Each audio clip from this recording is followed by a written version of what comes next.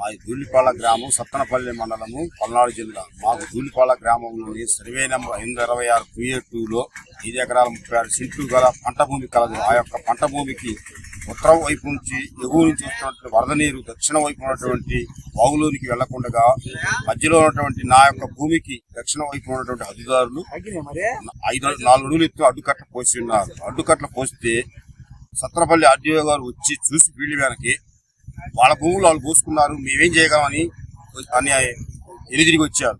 ఏంటి సార్ మరి వాళ్ళ భూములు వాళ్ళు పోసుకున్నారని అవతల మీరు ఎదిరిగిపోతున్నారు, మరి రాష్ట్రంలో దౌర్జన్యపురులు ఆ విధంగా చుట్టూ కట్ల పోస్తే సామాన్యుడు పరిస్థితి ఏంది? సామాన్యుడు అయిన వాడు ఒక ఆఫీసర్ గారికి నీ దగ్గరకు వస్తే, మీ పదికి వస్తే, ఒక బాధ్యత గల ఆఫీసర్గా నువ్వు కూడా ఆ మాట అంటే ఎవడో సామాన్యుడికి ఒక బాధ్యత గల ఆఫీసర్ కూడా ఆ మాట అంటే సామాన్యుడి పరిస్థితి ఏంది? వాళ్ళ ఆ విధంగా తయారైపోయింది.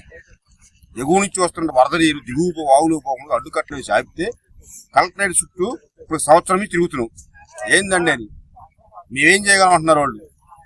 మరి ఈ విధంగా రాష్ట్రంలో మేమేం చేయగలమని ఒక అధికార యంత్రాంగానికి అంటే ఎవరికి వాడు దౌర్జన్యరహితంగా రాష్ట్రం ఇదే కొనసాగిద్ది. ఎవరికి వాడు కూడా దౌర్జన్యం చేస్తారు. అది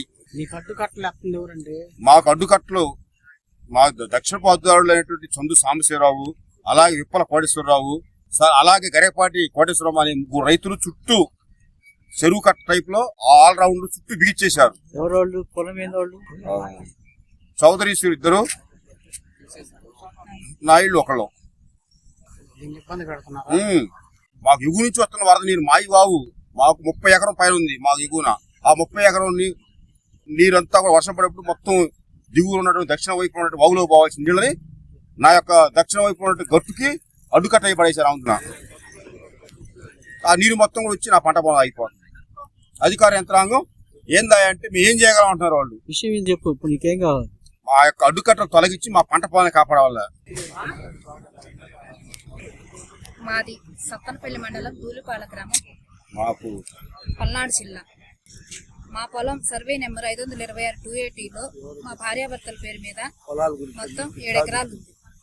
దిగువనున్నటువంటి రైతు ఉప్పల కోటేశ్వరరావు అనే రైతు మా వరద నీరు కిందకి వెళ్లకుండా అడ్డుకట్ట వేశాడు సంవత్సరం క్రితం. ఈ సంవత్సరం 2 రైతులు వేశారు, సందు సాంబశివరావు, గరగపాటి కోటేశ్వరమ్మ అని. వాళ్ళెలా నేను మేము కూడా రాని మీ నీళ్ళని వాళ్ళు వేసేసారు అడ్డుకట్ట.